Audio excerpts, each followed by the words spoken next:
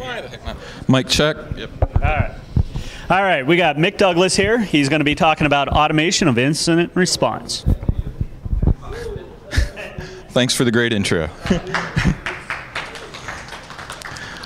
All right, well, so thanks for showing up, everyone. And we're going to be talking about automation of incident response here. My name's Mick Douglas, and I just recently started working at Diebold. I love what I do, and it's so far so good. Now, a lot of people, when they think of incident response, they get this kind of like steely look in their face, and they're like, oh, yeah, I remember that. That was the day, or, there was an event where I didn't sleep for 72 hours straight. And that's what they start thinking when they think incident response. They think very hard work. They think doing things by hand. They think that it's difficult and challenging, and I'm not going to take any of that away. It's hard work.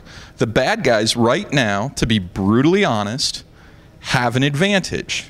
And they're probably always going to have an advantage. It's called attacker's advantage. All they have to do is find one way in past your multiple defenses, and you have an incident response event.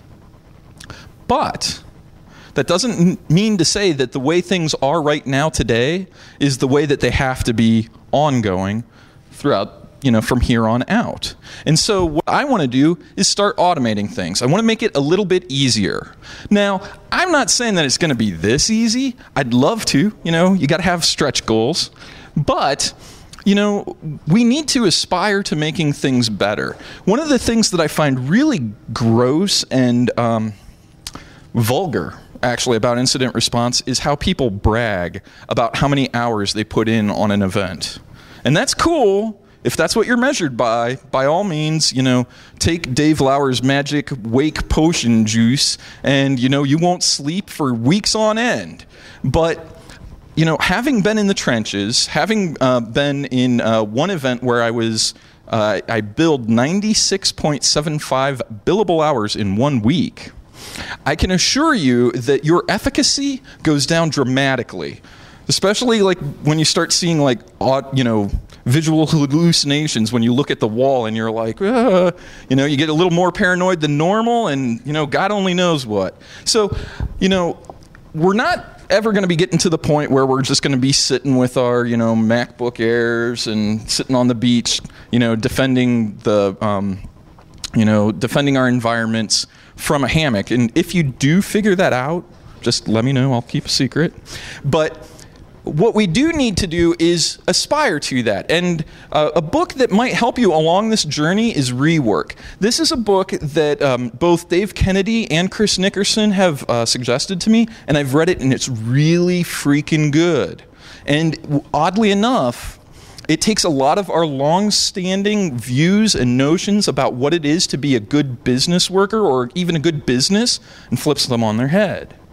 And when you look at incident response through the Rework principles, wow, it's eye-opening. Because we're doing everything that they tell you not to do. And, maybe we should take a look and see what of the status quo can be changed. Because there's a lot of room for improvement. Now, there's going to be some problems, though, when it comes to improving. There's always going to be institutional and, group inertia, and certainly there's industry inertia. And one thing that I want to talk about a little bit is a talk that happened about, I think it was about 2 months ago now.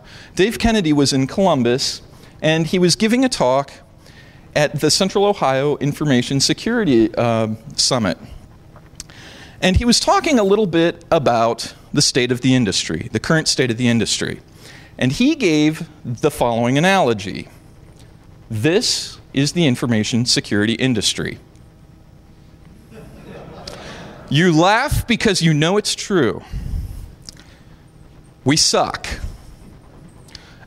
All of our systems have been owned. We know this. All of your data has been breached. It's actually, you have to work now to find somebody that has not received a letter saying, hey, so sorry, your, personal information has been leaked, and, here's a little form you can sign out to get, insurance for ID theft for a little bit. We really are bad. There's a lot wrong with the industry.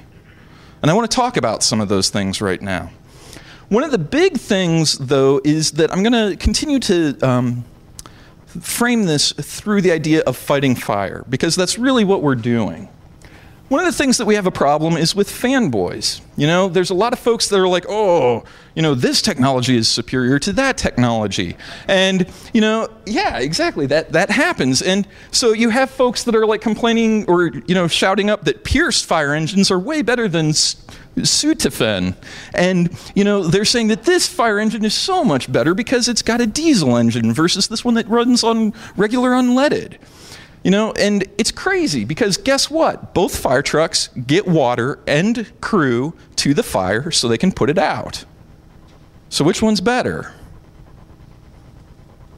I don't know. It's kind of silly. I mean, I get that there's a difference between a Ford and a Chevy and, a GMC and a Dodge. I get that. There's differences. But at the end of the day, when I want to hop in a truck and go down the road, does it really matter what brand or little emblem is on the grill? For most people, it shouldn't. And yet, how many of our buying decisions are influenced by that? That's crazy. It's insane. Another problem that we have are vendors. They're saying, hey, come buy our magic thing, the magic compliance appliance. All your problems will just go away. Buy our managed service because it's freaking sweet. And you know what? Maybe it is. Maybe it's awesome. I don't know. One of the problems that we have, though, is that when we go, like as individual businesses, when we go to vendors, when do we go to them? When we're on fire. Can you be picky and choosy when you're on fire? You're hoping that they're throwing water on you, and you're hoping that it's mildly clean, but you might be getting some weird stuff tossed at you. You might be getting, vendors that are not so good. There's plenty of bad vendors out there. We all know the horror stories. So, what does this get us? Where's the industry? I would contend that we're not in a very good place. If you ask your customers, if you ask your relatives and friends, if you're honest with yourself, if you're honest with your line of business, they're probably going to say, we need some help. Because the thing that we've lost, not all of us, but a lot of folks, and I'm totally guilty of this, I'll be the first to admit it, the thing that we've lost is it's about the data. It's about the end user. It's about their trust in us. We get so hung up, the techies get so hung up on, oh, well, there's the bits and the bytes and the packets and the ports and all that, and we forget that there's people involved. And the GRC folks get all, policy and frameworks and all this, that they forget, again, it's a people issue. We need to be mindful of the guy on fire. And one thing that's interesting is that in our business, we focus so much on the fire. And the fire's really cool. How many presentations do you see about new buffer overflows? Lots. Why? It's sexy, it's cool, it's really neat. It's just like Burning Man. You go, Black Hat and DEF CON, certainly DEF CON is a great analogy or analogous to the Burning Man event. You have a bunch of freaks get together in the middle of the desert, they get drunk, wasted, they break stuff, and then they're like, whoa, isn't this cool? And it is cool, that's neat. But the problem is, unlike the rest of society who has regular jobs and cares about the stuff, our industry seems to think that this is what reality is. It's not. And so what you have is that we're missing the mark. Now, I would contend that at least we're on target, but we're not firing as effectively as we can. And so we get a lot of folks that are like this. Just coming in and, hey, look at this cool exploit that I've got. Look how lead I am. Ooh, I'm popping boxes. I've got my, pulsing zombie herds. Look at me. Sweet. And, at this point, right, I am not saying come at me, bro, to all the attackers and crackers and black hats. Please, I suck. You'll be able to own me, no problem. What I am saying, though, is that our focus has been wrong. How wrong? The year 1972 was a very interesting year for computer information security. And some of you might be saying, 1972, that's been a while. Anyone know why 72 was an interesting year? Something was discovered in 72. Anyone? No one. Nobody knows. 1972 was the year that a paper was written. And in it, they talked about how they discovered a buffer overflow. So for 40 freaking years, we've been talking about the same thing over and over again. In an industry where something that's 2 years old is considered a little out of step, 3 years is time to refresh the hardware, 5 years you're like saying that this is archaic beyond belief, 40 years, you're kidding me. This is a big, big problem. Let me put 1972 into some context for you. Nixon went to China. Elvis was giving concerts in Hawaii. And he was slim.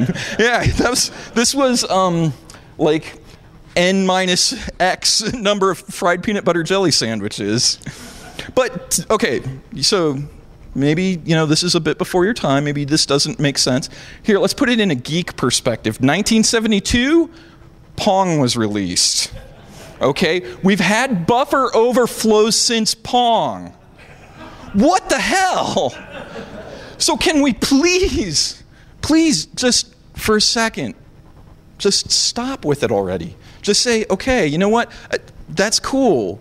We'll get back to doing these fun, playing with fire things, but, isn't it time that we change our priorities, that we do something different? How about we stop lighting new fires and coming up with ways to put them out better, faster, and cheaper? Now, there's a big issue that we're facing, and it's an ugly truth. And if you take two things home from this talk, one is to read rework. Please do that. And then this next thing, okay? In an incident response, when every second counts, help is only minutes away. Show of hands here, how many people are pen testers? Okay. So of those people who are pen testers, once you get onto a box, how fast does it take you to pivot to another one? Just shout it out. Minutes? A couple seconds? It's as soon as you can type, yes. Now, so for those of you who said that, could you script that as an attacker to automatically start hopping around in the network? Yes, if you use Metasploit Pro, it's just done. Core Impact also has some features that allow that too. The bottom line is that within it, I think that we can be really fair, really easy on the defenders and say 5 minutes, okay? 5 minutes from the time you compromise a box to the fact that you're compromising another box, okay? So now remember, earlier on, I said that we've all had a compromised system. Nobody threw anything, nobody got upset. Now, and I don't want a show of hands, I don't want any response. Please don't. How many of you people have an SLA that you can respond to an event in 5 minutes or less? That's what you're up against. It sucks. It's awful. Now, the interesting thing is that when you think of information security and incident response in terms of firefighting, we're missing some basic tools. And one of the biggest tools that we're missing is this, the sprinkler. Fire codes dictate that we have sprinklers. Why? Because they know that the fire crew can't get to the building fast enough. Now, I'm not saying, please, I'm not saying that we need to have government regulation, that certain tools be deployed. I don't want that. But what I am saying is that we need to have some intermediary thing, something that sits between when the log starts saying, hey, we've been hit, to the moment that the responders show up. And the thing that's interesting is I said that the logs start showing evidence. In the Verizon data breach report, I forget what the value was for this last year, but the year prior to it, over 80% of the exploits where data was taken, there were evidence, forensic evidence that were available that had it been acted on would have stopped the attack. So 80% of the time, if we had a sprinkler, there would have been a non-event. But yet we don't have these tools. Now, again, obviously we don't. The Verizon data breach clearly is just a freaking train wreck. And now I'm going to say something controversial here. If I could wave a magic wand, I would stop the Verizon data breach report. Why? Because I've seen people, many industry leaders, who look at this and they say, yep, another year of Verizon data breach report, and yep, everybody's getting owned. Look at that data go. I can stop trying. Nobody's going out of business from a breach. They don't. They take their hit, the PR hit, and they move along. They're doing an ugly, ugly form of calculus, and it's my personal belief and my professional belief that they're seeing this data and they're saying, why bother? We'll just pay for more errors and emissions insurance. It's cheaper. It's certainly cheaper than a program.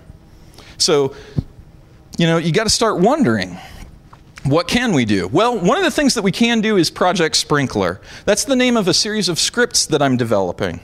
And the reason I'm naming it is because it's going to function just like a freaking sprinkler. It's there to deploy countermeasures to buy you time before you can get onto the systems and start troubleshooting and fixing them. One of the key elements of Project Sprinkler is that it has a continuum of force. When you refer to police and military actions, there's a concept of continuum of force. When somebody lips off to a cop, they don't do a headshot right away, unless maybe you're in Oakland or someplace like that. What they do instead is that they just escalate and move to the next higher appropriate response. So, if you start seeing that some host is on the network being weird, maybe you can force it to get a patch. Or maybe you can isolate it, put it in a quarantine network to start getting patches. Maybe, if those prior remediation steps weren't working, maybe it's time to get out the gun and do the headshot on that server and take it offline. But do it automatically. Why? Because you don't want that one machine to be the pivot that cores out your entire network. Also, from a pen test perspective, that would really suck. You're trying to pivot and all of a sudden that machine just is offline. So now, a couple caveats and warnings. The code that I'm going to show you is exceptionally buggy. This is alpha quality. And there's going to be some rapid releases over the next weeks and months, certainly, because I'm really jazzed up about this. And the demo gods, holy cow. So when I wanted to do a demo of this, to make this code work, because it works on the system level, I was running, what's the name of that? GNS3, which is a network emulator tool. So I was running GNS3, some virtual machines, and the PowerPoint to drive this presentation. Now, the Mac started fan spinning way too fast, and then it would crash like halfway through. So what I'm going to be doing is, instead of tempting the demo gods, I'm going to be emulating the attack and showing how things would respond. As if you were, say, logged into the switch, but it's not a real switch. So just want to be totally above board on that one item. Okay, so show of hands, who here has seen the movie Speed? The bus that couldn't slow down thing? Yep, okay. So I like that movie. It was really cheesy, but there was this one thing in it where Keanu Reeves is like, pop quiz hotshot. Whoa. You know, that sort of stuff. So it's pop quiz time. All right, so I'm going to show you 2 emails. And you get to choose which one you would rather be sending from the incident response team, okay? This is the audience participation part.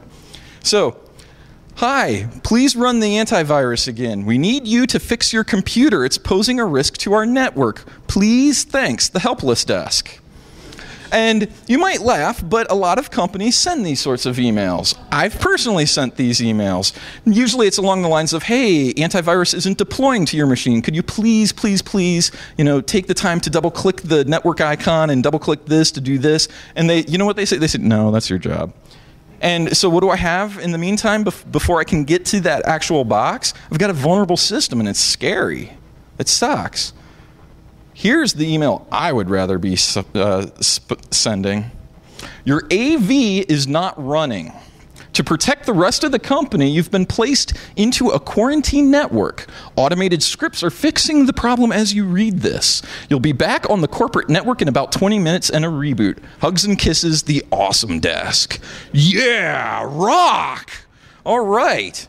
So here's the demo that I'm going to show you. The concept here is quarantine networks. And for those of you who are new to this concept, using 802.1q, which is the way that you tag Ethernet frames for VLANs, so you can have separate networks running over the same physical infrastructure. So what you can do with this is make an isolated network where scary, bad, and infected systems can be, and they don't infect, they can't talk to or reach any of the rest of your corporate network. So here's how this would work. Okay, switching to, oh boy. Gonna switch to the VM here.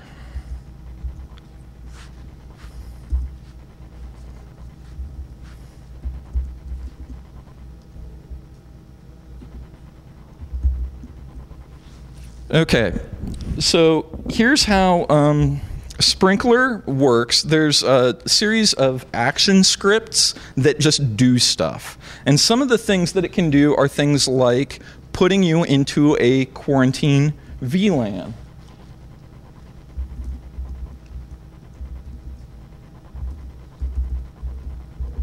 Got to run this as sudo. And I'm going to zoom in here.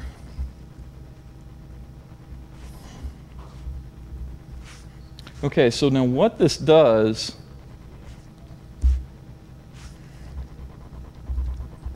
is the following.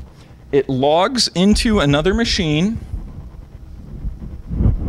It logs into the infected machine, and then it adds a virtual NIC to that machine, and then it assigns an IP to the virtual NIC, at which point it's on that quarantine network, and then using access lists or firewall rules, you basically drop access from that host out to the rest of the corporate network. Now, the reason you do that is because that makes pulling it back from the quarantine network a lot easier. All you have to do is walk back out the firewall rule and then remove that quarantine VNIC, and you're good to go. So what would you put on the quarantine VNIC? Any ideas? Come on. Antivirus? Yeah, antivirus would be a good one. Windows Update, yes, excellent one. Reimage, great one. Sometimes you can't save it, so just kill it dead and resurrect it. Yeah, that's not a bad idea. So the whole point of this is, though, that you push it as far away as you can, where it can't hurt you, and then take action on it, all automatically, and then when it's ready to go back into the pool, that's when the InfoSec team comes into play. They analyze it, make sure that it's really not a threat, and they bring it back. Does that sound a lot easier than what you're currently doing of having to just take it offline and doing all that stuff? To me, I think that's a win. That's a lot easier than what I've done in the past. Okay, moving on. I'm going to take you to the next pop quiz email.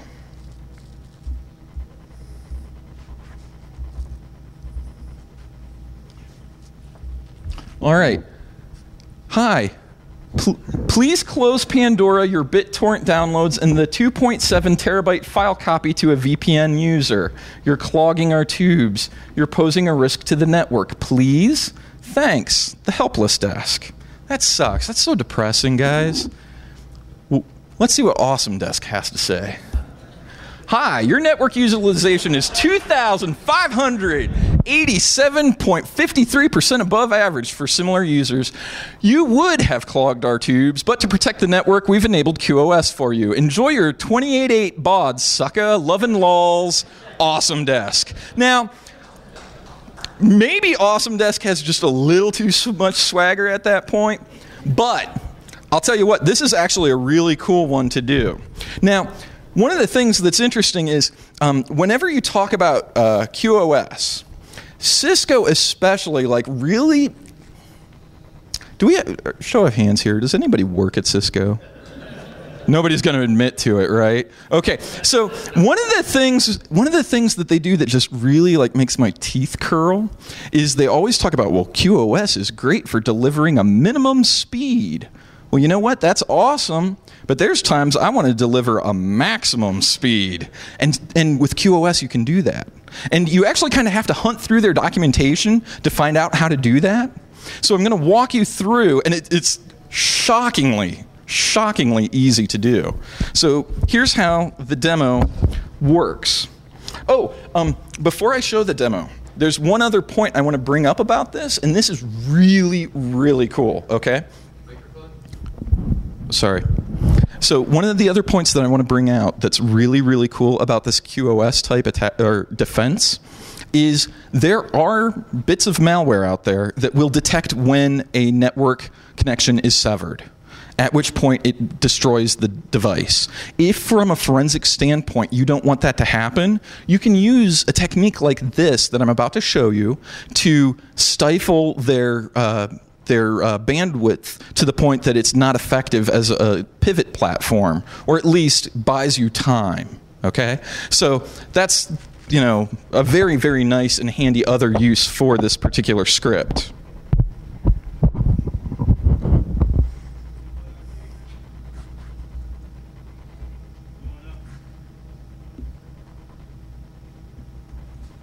Okay, so let's say we have something like our NetFlow trigger and alert, and we see that somebody's using way, way too much traffic. What would happen is something like this. That's a little too close. So QoS throttler. What this does is this logs into the switch, and again, this is an emulated switch, and then it issues a series of commands to lower the speed of that link. So now, I want to walk you through this. For a lot of folks don't speak iOS, so what's happening is there's a command called srrq bandwidth limit, and that number that comes after it is a percentage of the full capability of that hardware. So if you're on, say, a 100 meg link, and your router admin gives you an 80 right here, you have 80 megabits per second for your bandwidth. So that's pretty neat. But what you can do is put them in Slowville and give them only 1% of their link. It's pretty nice. It's a nice way to slow things down and discourage bad behavior. Just another weapon to have in your arsenal. Is it foolproof? Can the bad guys still attack? Yeah. Does this stop somebody from doing file sharing and peer-to-peer stuff at work? Oh, heck yeah. And here's an interesting thing. I've worked a lot in educational institutions. You can't fire people for doing a lot of like bandwidth hog type stuff, but what you can do is aggressively control your network to maximize uptime. This is great. It is highly effective, and it's a self-correcting problem very fast.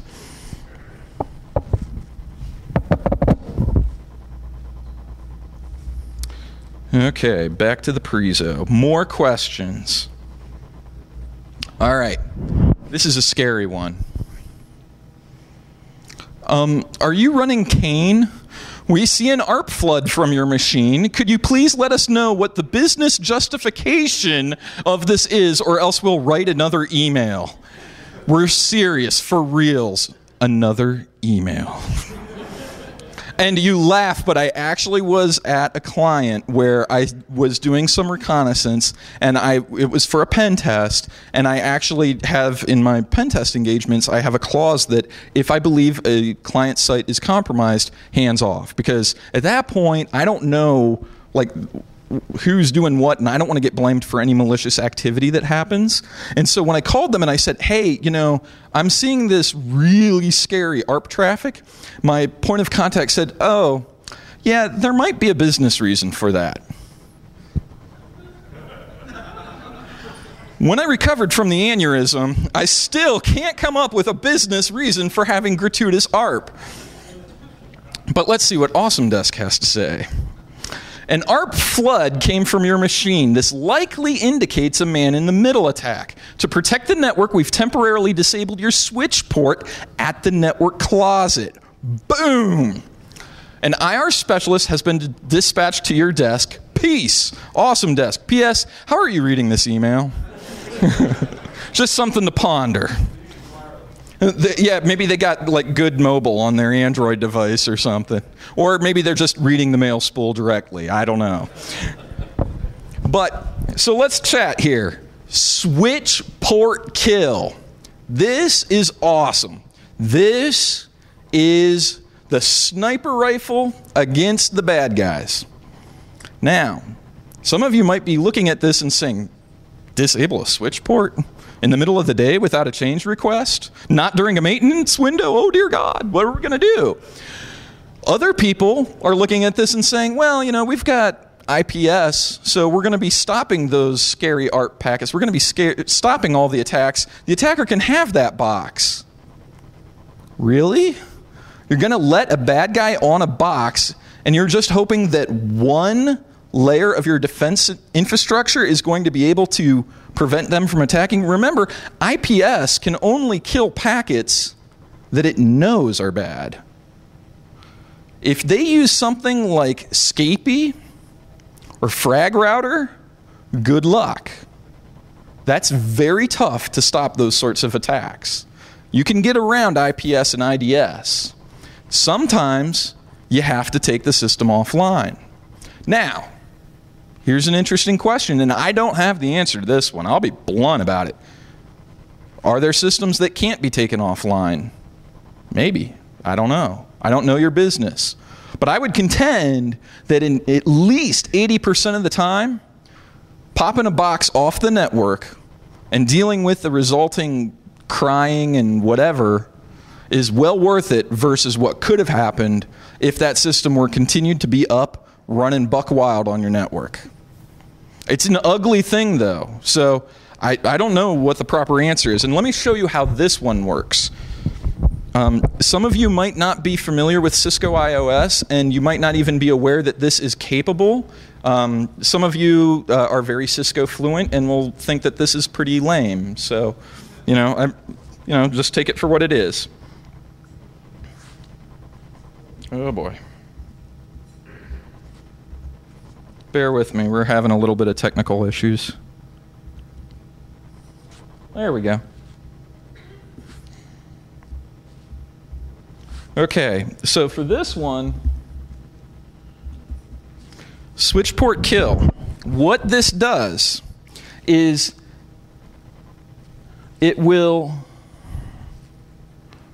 what it's going to do is, let me fix this here.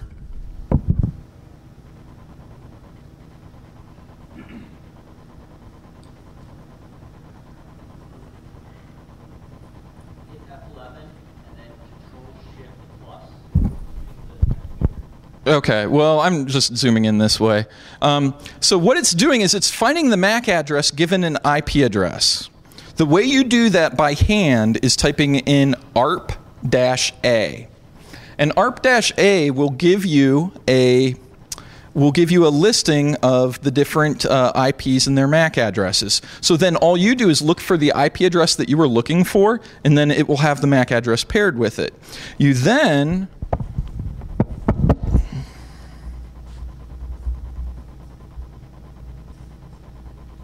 once you then have the IP, it'll see right here it says that we've got the IP address for this MAC. You then have the bit of information that you need because you need the MAC address. Switches don't talk IP. They don't care. So what you do is you log into the switch, and then you get into the configuration prompt, and then you enter this command, show MAC address table, and then you give address, and then the MAC address that you found. And then what it will do is, depending on which version of iOS, it'll either give all the MAC addresses for that switch or just the one that you specified. It depends on which version. But you'll see something that looks a lot like this: the VLAN tag, the MAC address, the type, and the ports. What we care about is the port. So using the MAC address that we have, we then take the port and we say initialize the port. And then we get into the configuration interface mode, and we say shut down. And it shuts down the port. Question?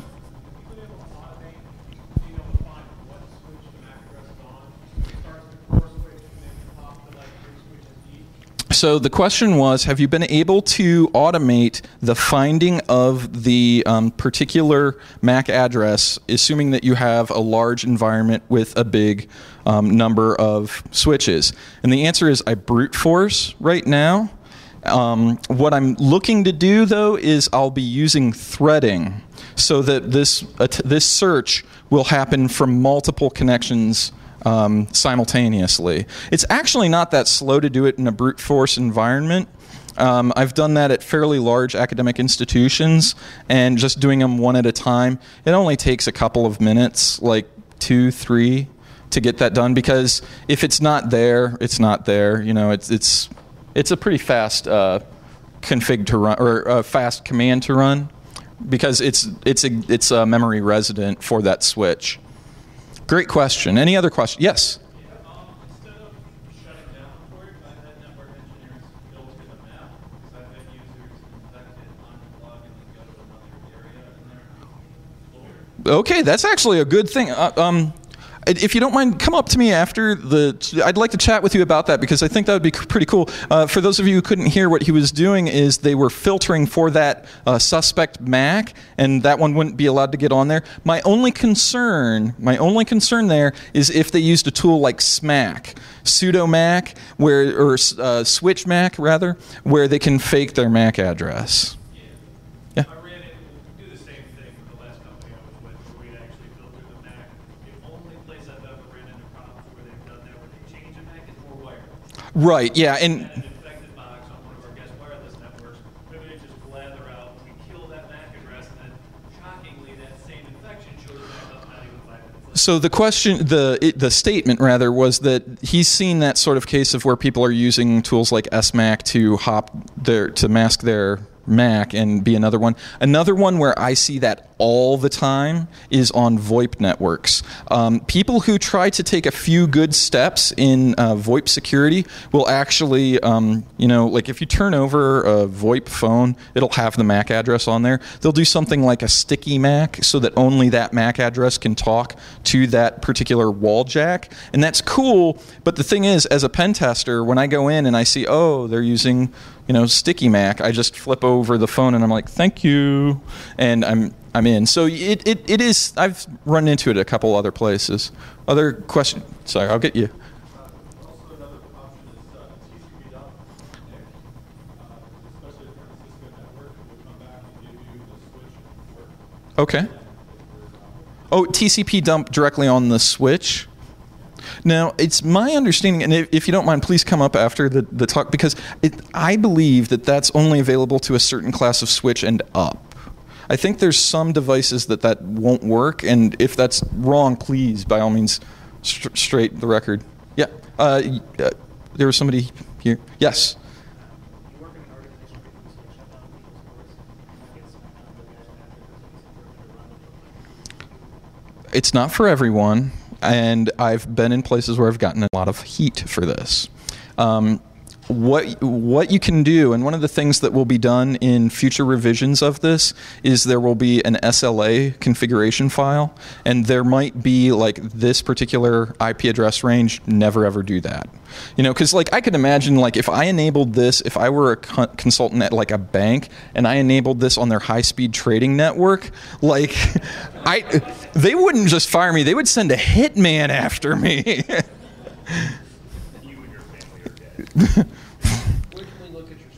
When can you look at the scripts? The scripts will be posted and available soon, hopefully within a week or so. Yes? There's probably two ways that you could maintain an IP address and MAC address database.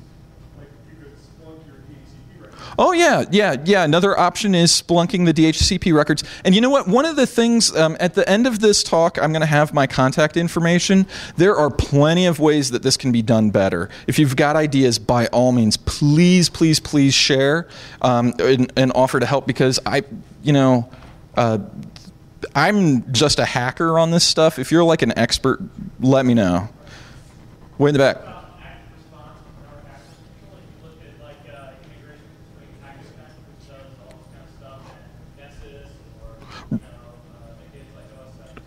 So integrating this with other tools, for instance, yes. One of the things that I've done, for instance, with the quarantine VLANs is like if you're missing a patch, you get the quarantine network, and you get your updates and away you go. But yeah, that's an excellent thing. And I'm looking for other tools that would be good to integrate this with. So if you've got ideas, let me know. Any other questions? What NetFlow? Well, it doesn't have to be NetFlow, for instance. I mean, you can use a variety of tools. For instance, if you had an ArcSight instance, ArcSight has a configuration that on your actions or alerts, you can have it run a command. And in this case, run the command that would initiate the... yeah. Right. Yeah. I mean, the goal, the end goal, and I'll have a slide on this where I'll show like the modular design idea. It's not quite there yet, to be brutally honest, but the goal is that any data source, as long as it's a stream of something, will give this data to this to Sprinkler, and it will do whatever action is warranted based on escalation rules that you provide.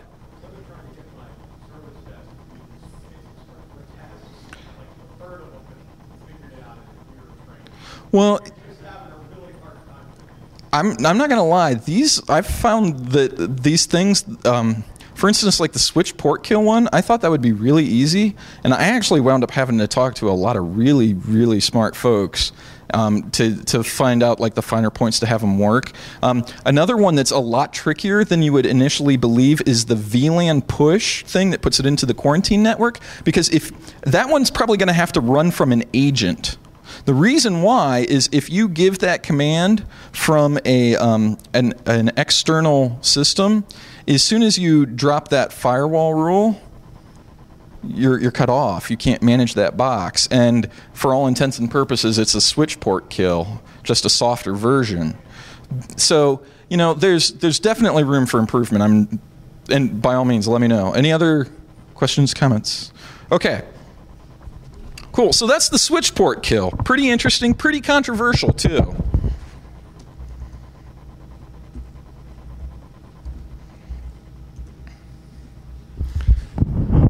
Okay, so the talk about how these components fit together is actually really appropriate because that's what we're going to talk about now. Sprinkler is a central service that will run a series of components. Right now, I'm focusing on the CLI and batch components just because that's, one, the easiest, and two, it's the biggest bang for the buck because Nagios, Nessus, any SIM like OSIM, other tools have some facility somewhere that allow you to send a command string off to something and make it do things.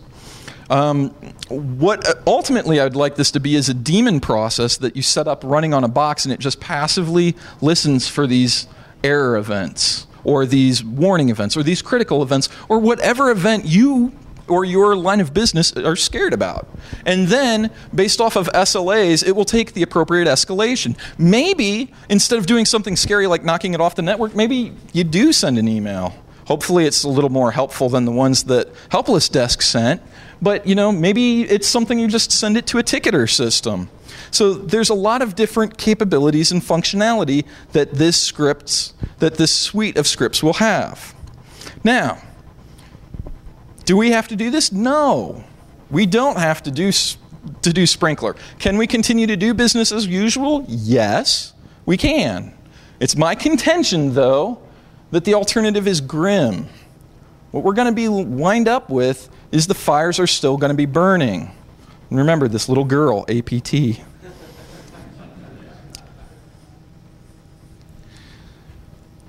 I don't care. I would love it if folks, based off of what you've been saying, it seems like there's some interest in this tool, and I love that. And I would really appreciate it if you guys give me your feedback and we can make it better together. But it doesn't have to be Sprinkler. If you guys don't like it, you don't like me, or you want to build your own, that's great. But we got to do something, because the way we're doing it right now is awful. It's too easy to be a pen tester right now. We need it to be a lot harder. So thank you. Thank you very much for listening. Thank you to the podcasters for all the lulls. Thanks all B-sides folks. You guys really rocked it out, worked hard. And again, here's my contact information. Please reach out to me. You guys had some great ideas. And I'm going to be taking notes now. So if you have any other questions, please let me know. No? All right. Thank you so much for your time.